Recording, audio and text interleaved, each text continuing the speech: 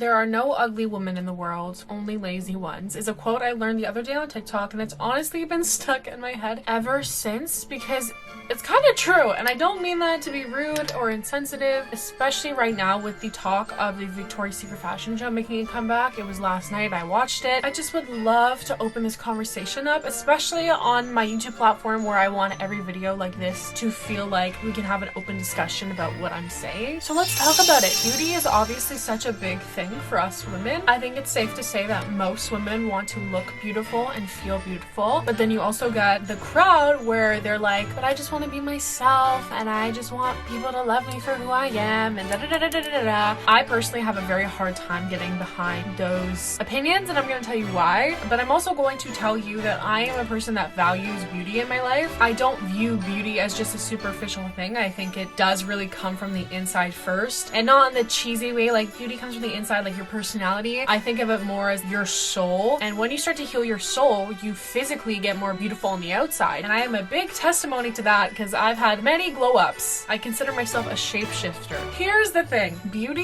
is one of those really unique things that have been positioned in society because it's something that everyone wants and is partially unattainable, but when you have it, it's negative or is not respected. Think of literally anything else that you have to put a lot of effort into, especially when it comes to a man. Everyone respects the hustle of a man that started his business from the ground up, like Jeff Bezos, Amazon, Tesla, Apple. I get them all mixed up, but like the story is basically Amazon started in this like small little cubicle in an office, and then he was living in a hotel room, sleeping on the couch with his like roommate for 2 months. All these stories of like a big 0 to 100 come up, and everyone's like, congrats. Or another example that just happened is the Olympia. Look at Sebum. This man is a 6-time Mr. Olympia in a row, consecutive 6-time Mr. Olympia. Nobody looks at him and says anything other than, wow, mad respect for how much work is put into being that fit and looking that way and being that successful. Now, look at the double standard when it comes to, for example, Victoria's Secret angels. Just like a bodybuilder, their whole job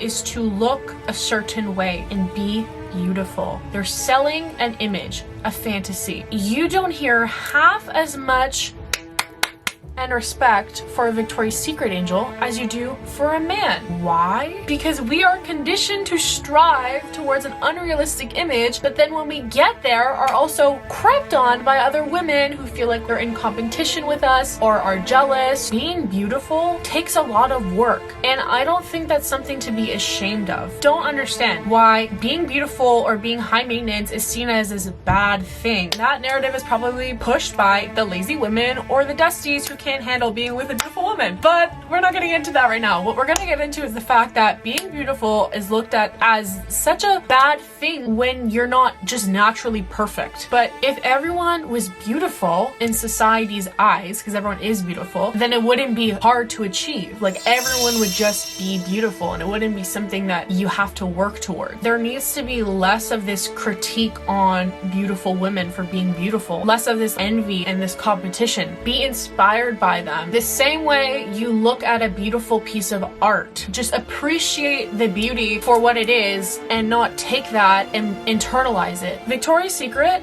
was a $25 billion business before Me Too started coming out and they started getting canceled for not being body positive, and now they are a $6 billion business. The funny thing is though, they come back, they do a show, and it's giving the people what they want, the mix of the OG angels, and then there's some now plus size models or more diversity, and people are going online complaining, this is not what we want, this isn't the original VS show, I want the 2000s back. And it's like, pick a side. I have a really hard time getting behind women that blame the media for something that is completely in their control. Being beautiful is completely up to you. Back to that quote, Coco Chanel. There are no ugly women in the world, just lazy women. Okay? Because being beautiful takes effort. And that's the reason why we have a beauty industry. If you just woke up and were perfect, there would be no need for skincare.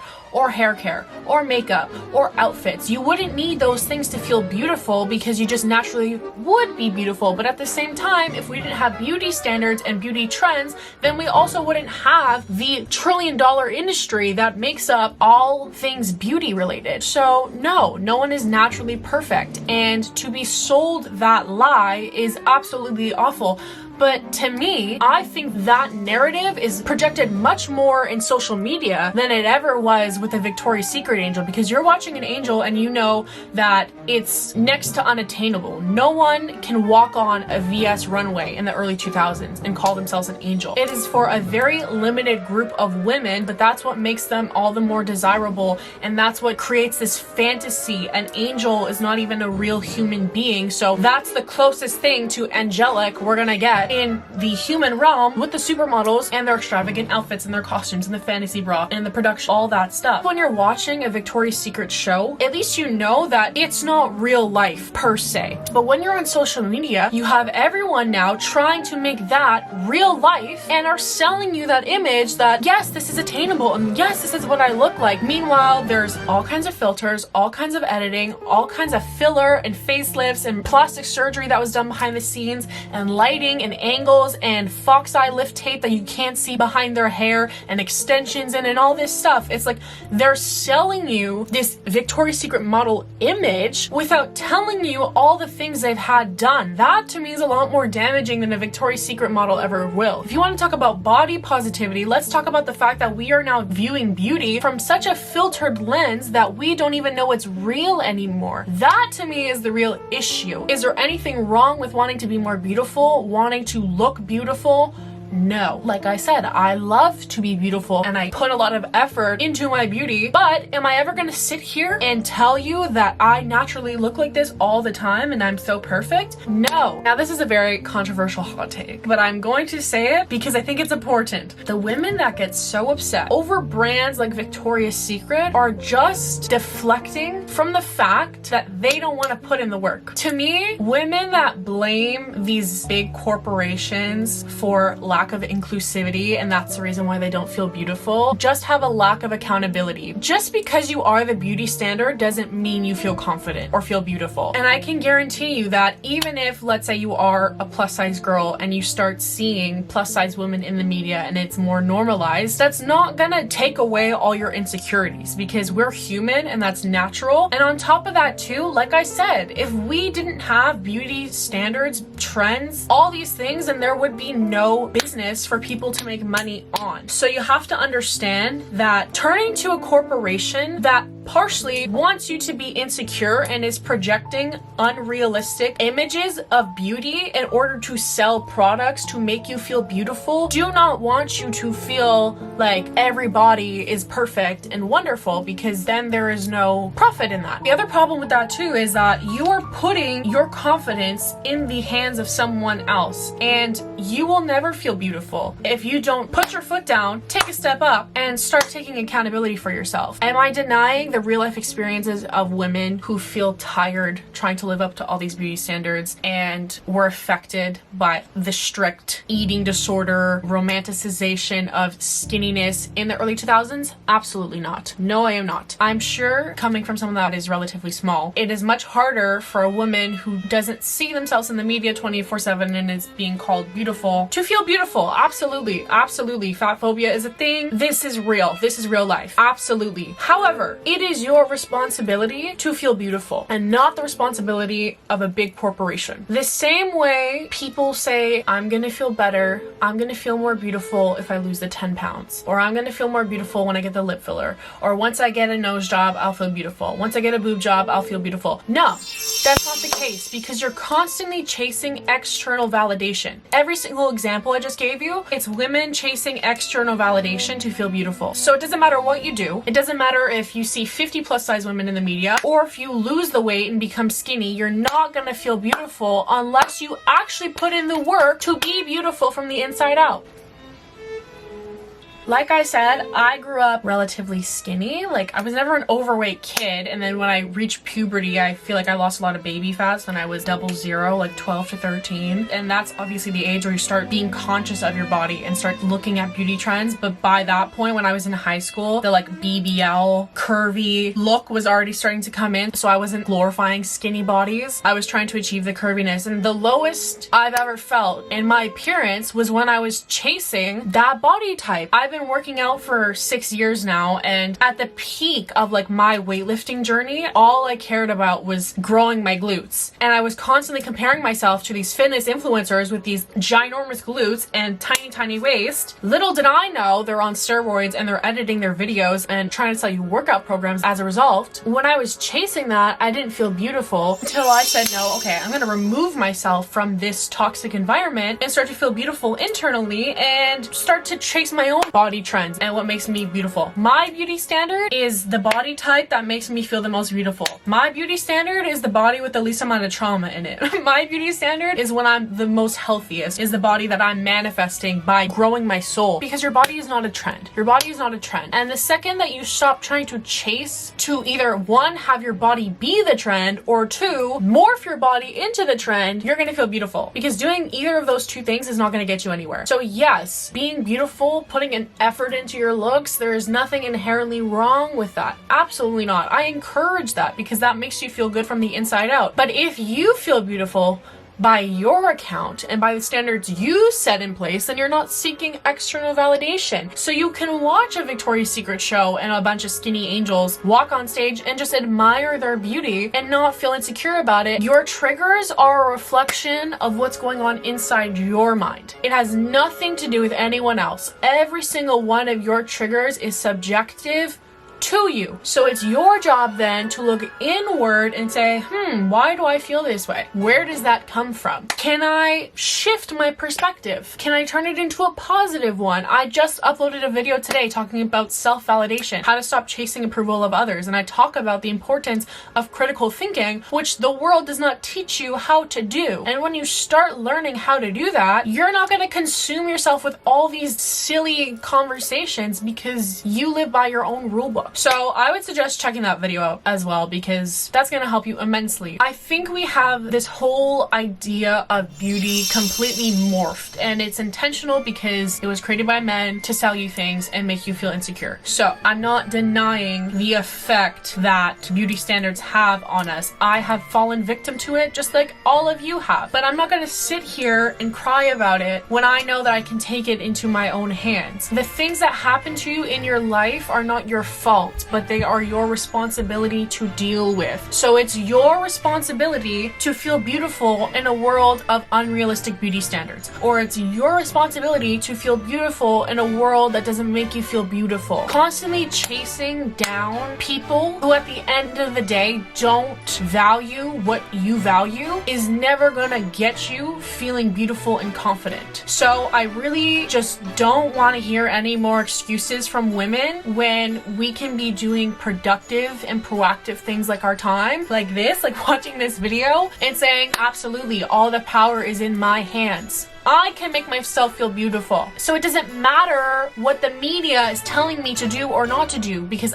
I have a conscious working mind that can critically think and decide for myself what's a product I need, what's a product that's gonna make me feel good and not make me feel insecure, and what's just chitter chatter. Nothing worth having comes easy, and being beautiful in my eyes is something worth having. But if you do not want to put in the effort to be beautiful, that is 100% fine. Like I said, there is no ugly women in the world, only lazy ones. So you have to accept either you want to strive towards being beautiful or not. And both of those, you accept the consequences of each route. Now, when you choose to be beautiful, you can choose to do that in a healthy way. Of course, understanding our capitalism circumstance, okay? Within reason, you can do that in a healthy way, because at the end of the day, where does the line get drawn? Especially when we're looking at the counter arguments of like, why can't I just be myself? Blah, blah, blah, blah. It's like, But what is yourself? What is the real you? Like, explain that to me, because I don't understand. You can set an intention with yourself and like the snap of a finger, change the real you. And the only time the real you comes out is when you're by yourself. It's just you alone with your thoughts. Because any other circumstance, you're with somebody else and you are subconsciously switching your behavior, your personality to that person. That is a natural thing that all of us humans do. And this is actually a very old phenomenon that people used to understand in like the Victorian era. And this is something that was normalized and they accepted. To be human is to perform. We are always performing. Like right now, I am performing. As much as I'm speaking from my authenticity, I am performing for you. I have a camera set up, I have lights set up, I'm wearing a dress, I have jewelry on, I have makeup on, I have my hair done, and I am performing this narrative for you. I'm performing this show for you. I could sit here and say, oh, I want you to see the real me, but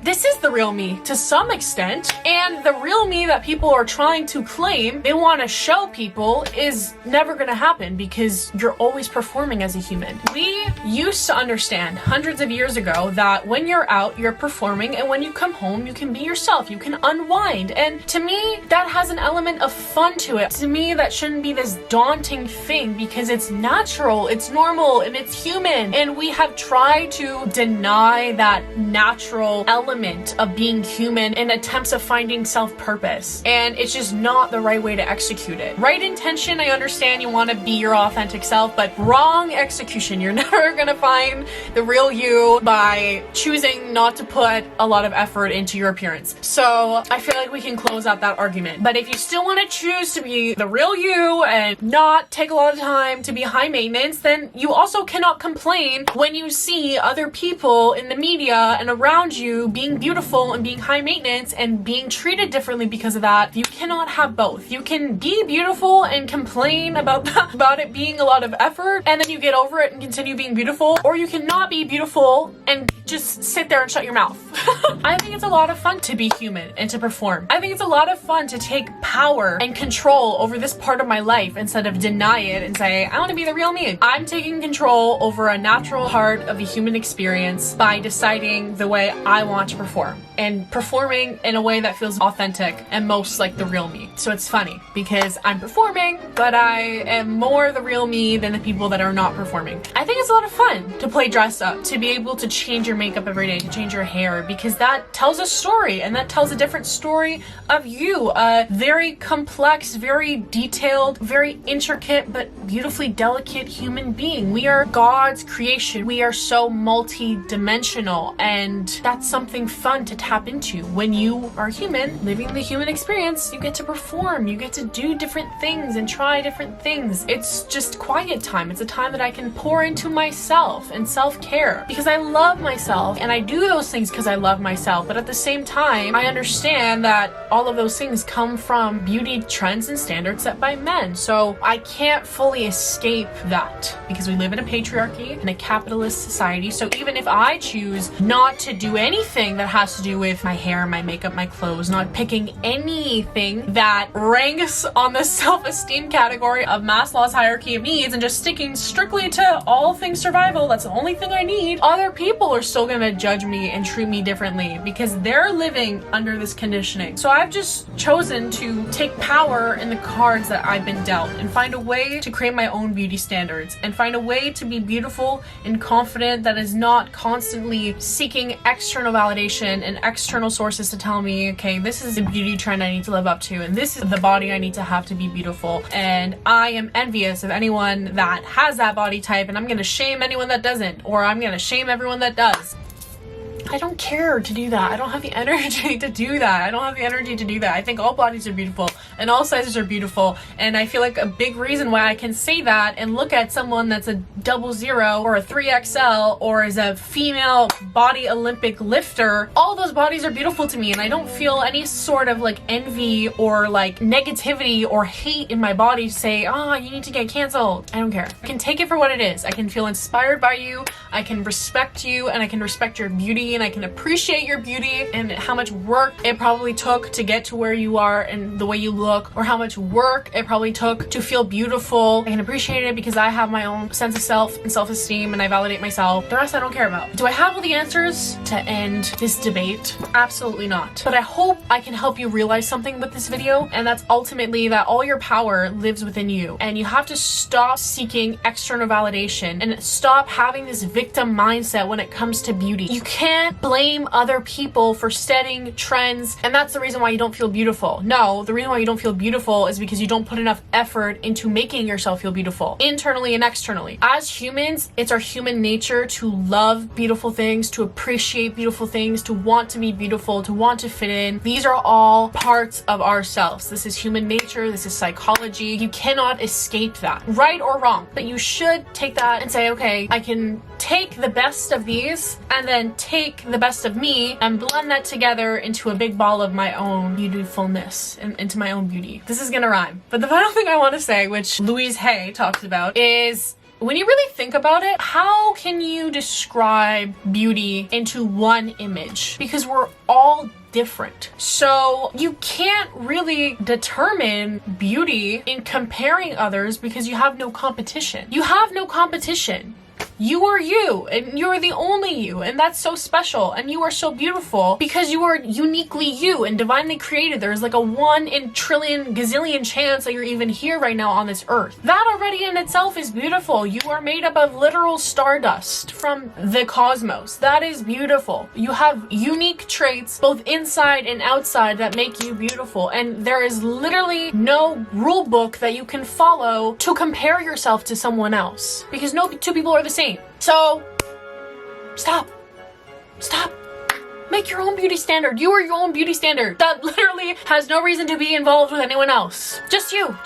You know who your comparison is? You yesterday. You 2 years ago, you 5 years ago. I look at myself from literally a few months ago and I'm like, how is this person even me? How did she ever feel beautiful? Because look how beautiful I am now. The reason why I look like I am now is because that old version of me loved herself enough and manifested more beauty for herself. And I'm gonna constantly continue growing and getting more beautiful because that's where my head's at. That's where my attention's at. I am my own beauty standard and I'm my own comparison competition. That's where it ends. I don't envy, but the only person that I see that gives me those feelings is inspiration to me. They're inspiration. There's something I look up to and look forward to, and I can put my intention and work into resembling, but we're not the same, so I can't compare myself to them. And I'm not going to sit here and be mad that they look the way they do and I don't, because I'm either going to put more intention into being more beautiful or I'm going to shut my mouth. There are no ugly people in this world, only lazy. And I love you, and I'd love to hear your thoughts on this. Like I said, I want this to be an open conversation. I don't want to be insensitive. I don't want to hate anyone. I love everyone. All bodies are beautiful, but this is just some food for thought. And if you like what I have to say, I'd love for you to also watch that self-validation video, because I think that goes hand in hand with everything I'm saying, and you should be validating yourself and unlearning what society's taught you beauty meant and how to be beautiful, and start learning what I'm telling you, because that's where the real confidence lies. Okay? I love you. I always love you. I'm sending you so much love, and as always, I will see you in the next one, which is a Transformation Tuesday, every Tuesday. Okay, bye.